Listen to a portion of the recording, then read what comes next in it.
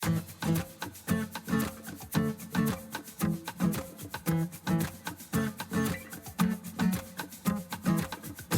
podcast is a quest for well-being, a quest for a meaningful life through the exploration of fundamental truth. Enlightening ideas, insights on physical, mental, and spiritual health.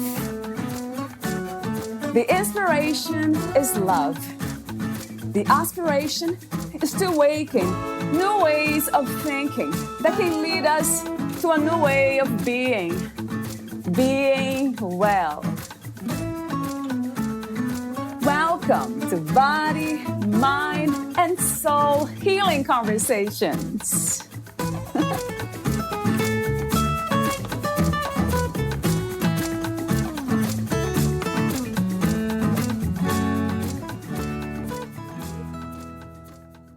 How to cultivate a mindset about our emotions that embraces our shadow sides.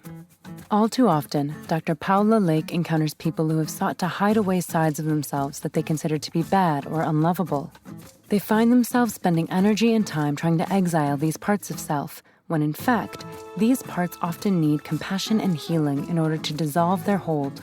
She embraces and uses many approaches that allow people to investigate parts of self that have been exiled, using a model called Internal Family Systems, IFS, as well as other approaches such as EMDR, meditation, and hypnosis, for example.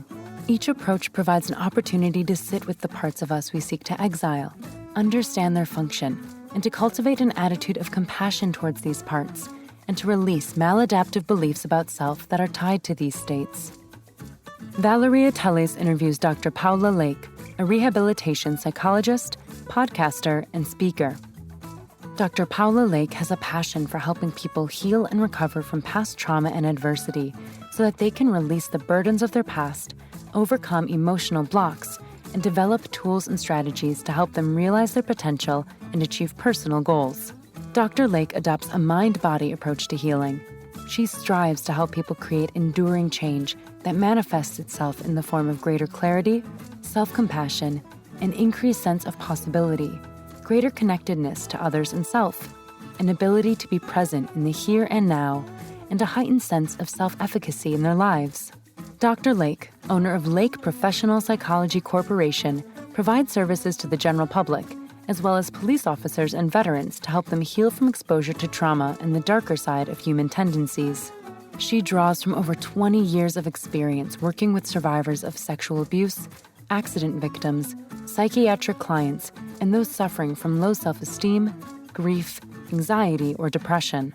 As well as work in private practice, Dr. Lake hosts a podcast, The Dr. Lake Show. The focus of this show is to provide a platform to dialogue with experts and to provide insights about mental health, building resilience, healing from the past, and realizing personal dreams.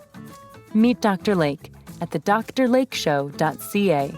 Here is the interview with Dr. Paola Lake.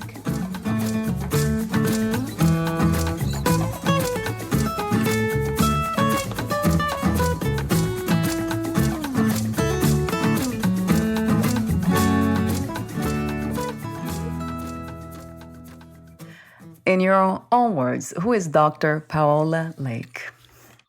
Dr. Paola Lake is Italian-born Canadian. Came here when I was 5 years old, and really I've developed an interest in psychology. So I consider myself a person, the average person before I do a psychologist, and really who just went into this profession because in my heart, as I was young, I really discovered the value of looking at ourselves and self-development. And I started to do that at a young age. And I really sought out to try and have a positive contribution to the world. And it led me into the path that I'm taking right now, which is working with people and trying to help them as I do myself as well, because there's nothing I don't do for others that I don't also try for myself.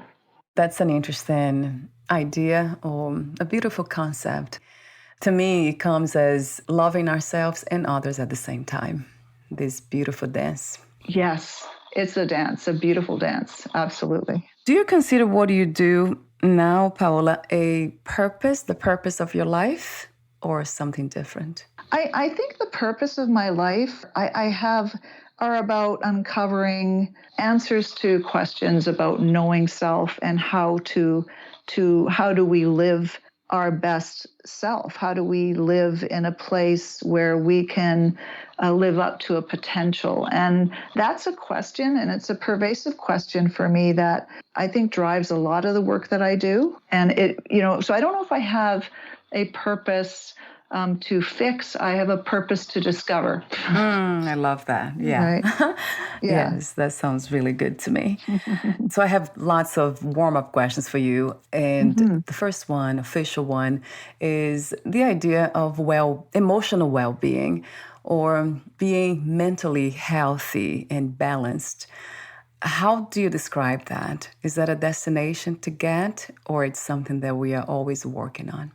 I always thought of it as an art and a science to our well-being, and I've never thought of it as a linear process that you achieve a final destination of wellness and that your challenges at that point are dissolved. I look at it really as a journey of well-being, and because in life we encounter challenges, and they will bring out certain qualities in us that may start to change the way that we approach life, and sometimes put walls and limits around what's possible for us because of the things that have happened to us. So I think our well-being, I often, in a lot of the work I do, is really who were we before all the traumas and all the experiences that we encountered, and to find that place of that core self of who we actually are,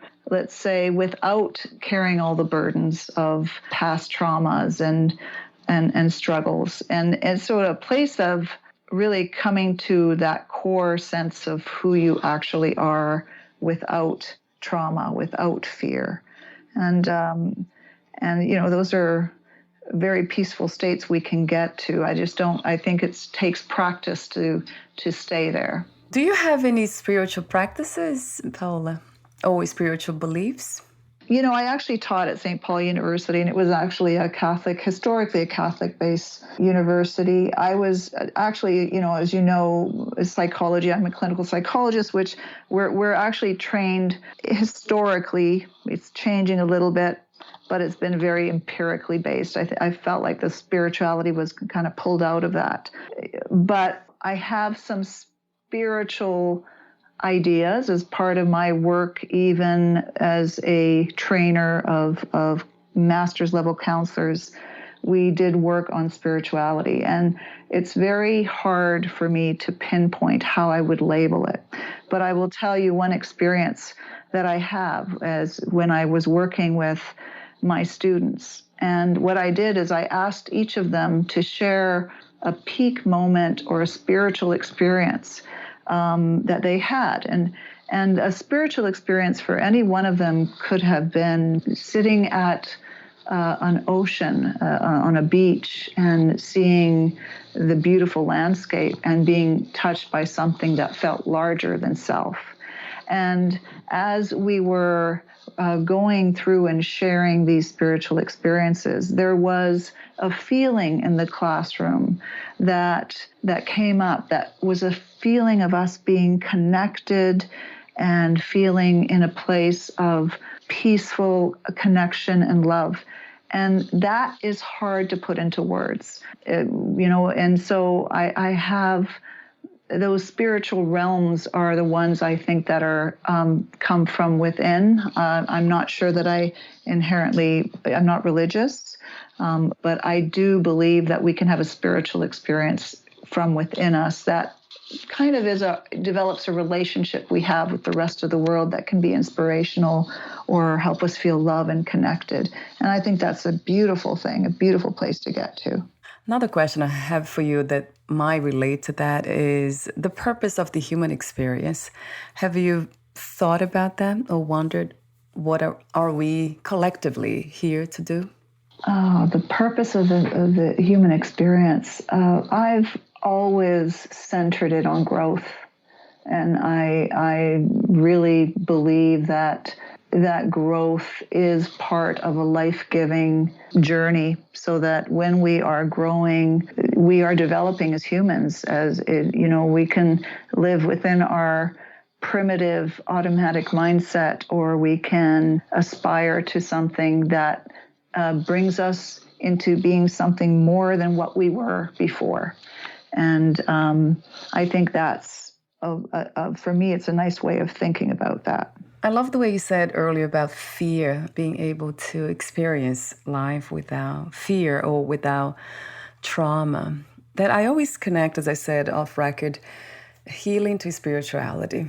If we can navigate this reality in a human body without fear, then nothing gets closer to what this is, in a way, the miracle of being here, of being alive, to me. Yeah.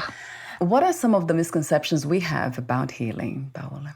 I have a sense that a lot of people are striving to get to the place where they imagine healing as being this ever-present state of serenity and calmness and being in control, and that when that happens, we're healed. I don't know that I see healing that way. Healing for me is a way where we can establish a softer physical and emotional state within ourselves. It's not inherently never experiencing adversity. It's your relationship to the adversity, and that you develop a more compassionate relationship to the experiences that you're witnessing inside of you. It's not about eliminating feelings, because our fabric of human experience is to have all experiences, and is to have fear and joy and pleasure. So healing for me is changing the relationship we have with ourselves and with the fabric of all the parts of self that includes who we are. We are not unidimensional. And when we embrace that, it creates a softening internally, and I think a greater open-heartedness, even compassion towards others. I love that wisdom. Yes, it goes back to what I call self-love, unconditional self-love, unconditional acceptance. For me, it has been the door to what I call freedom on my own terms. And it's recognizing our own humanity and having some compassion for that we're not perfect human beings, that we're flawed, and that's okay. Yeah. Yes, it's okay to be imperfect, right? Yes. And we see that in nature, actually. Everything is so imperfect and perfect at the same time. And that's how I see humans. We're not apart from nature. We are nature. For some reason, we forget that. And we search for perfection, for destinations, for a place to stay, as you said earlier. Yes. And I actually think it contributes to further discontent. And I as much as I appreciate a lot of the positive orientation that we even see online, and I completely support and endorse it. I also understand, though, that the people who have not dealt with their own grief or fear or sadness, and they just pursue positivity in an effort to exile parts of themselves, unfortunately, it can keep them stuck. And so I think having a place where people can learn how to embrace and relate to their emotional landscape, I think can create a much more whole sense of wholeness inside, rather than a fractured sense. Sometimes I'm very aware of these practices, healing practices, and I have done a lot of work myself, but I still sometimes fall into this idea of looking for parts of life and trying to hold on to them, the positive, as you said, the good. Is that something of the nature of the mind too, Paola, that we can, like the dance, as we said earlier? Perhaps. I think our everything has changed with media, because right now it's so much easier for people that to make comparisons and evaluate their worth and themselves relative to what they see. I'm a big believer in cultural hypnosis, and the idea that we reflect a lot of what is mirrored back to us in our culture, and that becomes the idealism that we strive for. I come from an Italian culture which is has a slightly different relationship to emotions, and as you may know, people have commented on emotional Italians. But having said that, my experience, I remember with my grandmother, and we would have, in Italy, and we would have these gatherings, and the conversations would be rich with moments of joy and moments of tears and moments of expression, and we felt close to each other. There was an intimacy, and it was a connection. And my experience in North America has been that in many situations, there's not a lot of space for expression of the variety of emotional experiences, that we have a negative reaction to people at times when they're not in center or they're expressing something of vulnerability. And I think we have room to grow here in our culture, even though we have these wonderful pockets of community resources and online resources. I'm talking as a general culture. If you look at even politics, if you look through all the different industries where the relationship to emotions are very different. Yeah, I'm wondering what can we do to, we are doing, I guess, already, to change, right? To create awareness. Yeah, this is part of what the podcast is all about. And you have your own podcast too, titled Dr. Lake Show Podcast.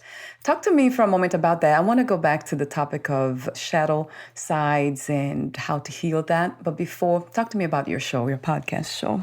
My show is actually an extension of what I had been doing for years with local radio, and because my question always has been, how do we deal with adversity, and how do we go back and find our sense of self, of the persons that we identified before the adversity, and that's the part of self that sometimes we feel gets lost. I work with RCMP officers, for example, and all the exposures, which are police, all the exposures that they witness alter. And they'll often say, I'm not the same person I was. I used to be curious. I used to be spontaneous. I used to enjoy life and just be in the moment. And so that's always been a burning question for me, even from the time I was young, is, how do we do that?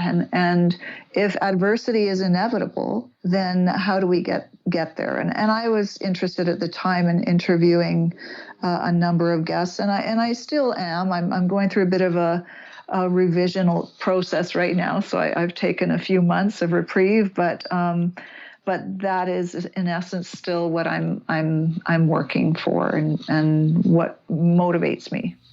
You wrote me. I'm not sure if you wrote that to me for the interview or you have this on your website, but you said often the experiences of negative states are tied to past negative experiences, as you said, and they tend to guide life decisions and choices.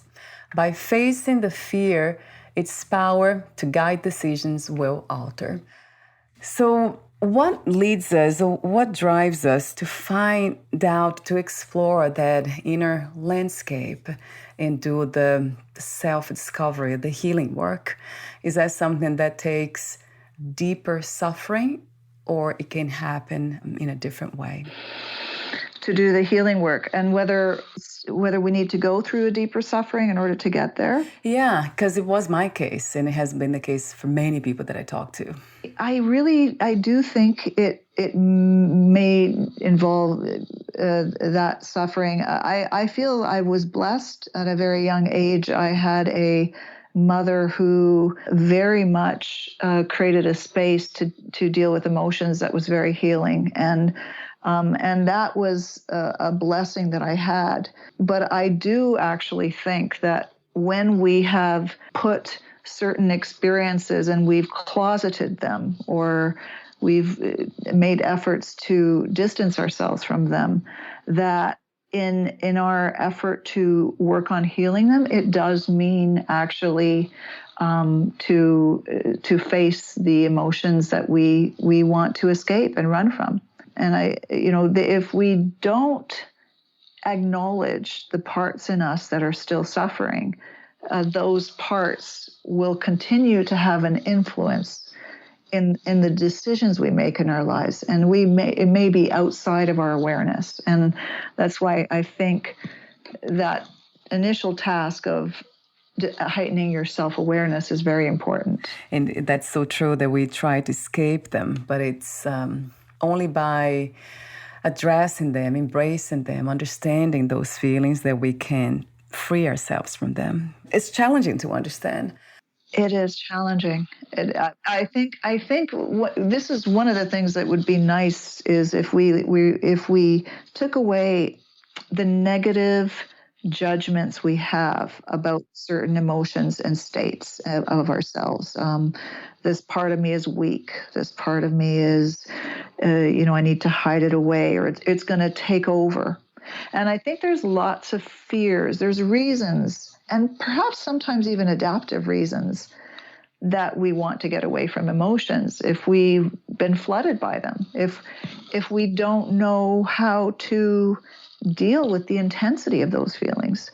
And perhaps it has taken you down a path that didn't feel safe. And, I do think sometimes we need support in navigating emotions that we have perhaps exiled, and need support in creating a context that you can sit with those emotions and instead of having judgment on them, to be curious about them. And often one of the things I will do when people stay with those and connect with those states is it often traces back to an early experience. And sometimes we forget that it traces back to an early experience. And it's much easier, I find, to do that healing when we go back to that experience. Another possibility that I have seen around me for continue to hold on to these shadow sides or hiding them is the identification with them. I see that a lot of us have created this sense of identity around those negative feelings and emotions. We have had even nicknames for it. I met people who would be called fire because they tend to be explosive and emotionally raw and even rude. They keep holding on to that as a way of connecting with others, even people around them, because they know who they are or the way they have been, so they continue to stay the way they stay. I noticed that around me, some people around me, even myself too, back then. So does it make sense somehow, Paola, that we do that, hold down to our identity? Yes, absolutely. And a big focus of my work is on trauma. And, I as a psychologist, one of the things that I've struggled with is the idea of even diagnosing.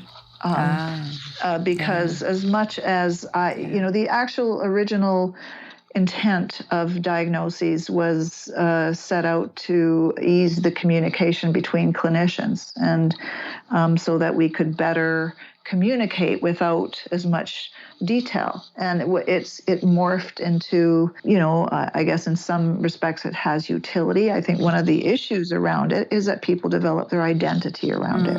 Right. And much of, I am at a foundational level a humanist. I actually do not believe we are defined by any one of our states. And I also believe that there is a part of us that is not touched in trauma. So the model that I adopt is one that I really I have a lot of appreciation for. It's called internal family systems, and that one operates from the idea of multiplicity of selves, and that we have a core self, but as we encounter adversity in our lives, we start picking up protective mechanisms to keep us safe. And so I actually do not, I think it's important for people not to identify themselves with any particular state, to understand them just as that. Yeah. You do use different approaches to help your clients with these issues of trauma and hiding the shadow sides. And some of them that you mentioned is the IFS, internal family systems, and then also the EMDR, meditation and hypnosis, among others, right, Paola? Yes, yes.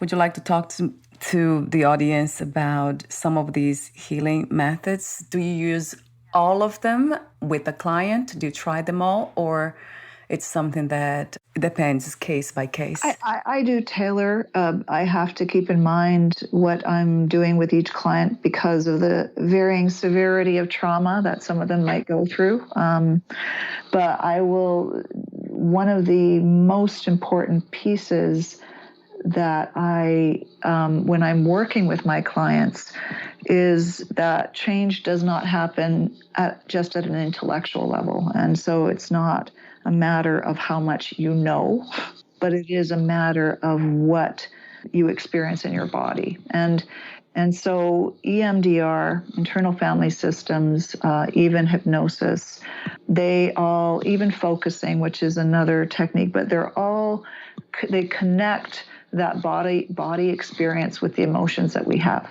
Emotions are felt in the body, and when something shifts in us, it's often touching us at a physical level. There's an opening, there's the tightening that you experience starts to dissolve. And so whether it might be tapping or EMDR or all of those incorporate a combination of the mind-body. And I think those are important parts to healing, is to have the experience shift in the body as well. That's interesting to see how this is very clear that everything is connected. Body, mind, emotions, everything, and the spiritual self. Yeah, I do believe in one. I'm not sure if that's a belief system anymore, but everything is whole. There's nothing that's not life itself. It's not nature, just being itself. I love the idea. And I also love the idea that what you said about that there is a part of us that is untouched by trauma. And then I wonder if we can live there. It seems like we can't stay there permanently. We are always perhaps not dancing in the sense of losing balance in an extreme sense, but there's this movement. It's life itself happening. So I love the idea of going back to unconditional acceptance, unconditional love, and just embracing life as it is in ourselves. Has been for me the most absolutely healing thing. I think it's almost a process of. Think of it like exercise. We need to go and do our fitness classes and maintain. And I do think we need to exercise our well-being and have it as a practice, because we don't have to look very far to see trauma. True. And we don't have to look very far to experience adversity. And so true. So it is, I think maybe we go through opportunities for multiple healings through the course of our lifetime. And hopefully that each time we do it, it just rejuvenates you for that period of time and helps you alter your viewpoint, your perspective. Yeah. You mentioned before about intellectual understanding. It's easy to say and even repeat these things, what I just said about unconditional self-love and self-acceptance. But it has been a practice. And for me, in a sense of experience, doing so many things. Yes, not necessary therapy. I don't think I ever done that, but I did energy healing because I'm kind of very interested in spirituality. So I went in that direction, looking for different ideas, concepts, meditation, and engaging with that. But yeah, everything for me, it was a practice, and it still is. And it is a practice, yeah. And we're in a very, unfortunately, I think historically a secular culture that has valued productivity over well-being. And I think as much as I think we're shifting and moving, I think there's a ways to go for it to actually become part of our a cultural practice, which I think would be a beautiful thing if everyone taught their children and at a young age. I think they would get a head start in being able to deal with the challenges that life has. Beautiful message and reminder for all of us. Yeah, I'm not a mother, but I do have lots of mother around here. The podcast, yes. Very good message. Thank you so much again, Paola, for your beautiful presence today with our conversation. Everything you do, the way you do it. Yeah, it's just beautiful to me. I keep saying that. Thank you very much. And it's great to have people like you that are doing this work and sharing the information. I think it's going to be very valuable for everybody. I have a few more questions for you, the ending questions. But before that, would you like to add anything else that we left out or didn't discuss? No, my hopes are always that people that have experienced stuckness in their life and have not known how to access the right help and resources is that they can continue to do the search. I think it's worthy for people to continue. I think if we continue to strive, sometimes that gem shows up in our lives. And I just want to encourage people to not give up on that journey and keep looking. Yeah. What is another word for healing? Good question. What came up for me was life-giving. Life-giving. Yes. And my last question is, what are 3 things about life you wish everyone to experience before they lose the body? Self-compassion, acceptance, and embracing all that there is and without judgment. Yes, 1 trillion times. If I could say more, I would. Yes. Thank you so much, Paola, for saying that again. Thank you for having. And before we say goodbye, where can we find more information about you, your services, products, and future projects? Certainly my podcast website, the drlakeshow.ca. That one is available on YouTube and also on different podcasts. And if anyone is interested in looking at more information about my practice, certainly they can go to the drlake.ca. Wonderful. I'll have those 2 links on your podcast profile too. Thank you very much. Thank you so much again, Paola. Thank you. Bye for now. All right, bye. Bye.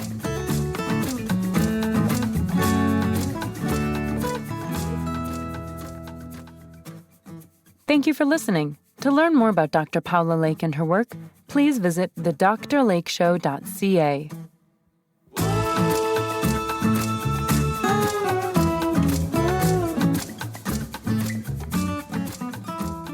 To learn more about this podcast, please visit fitforjoy.org/podcast. Thank you again for listening, and bye for now.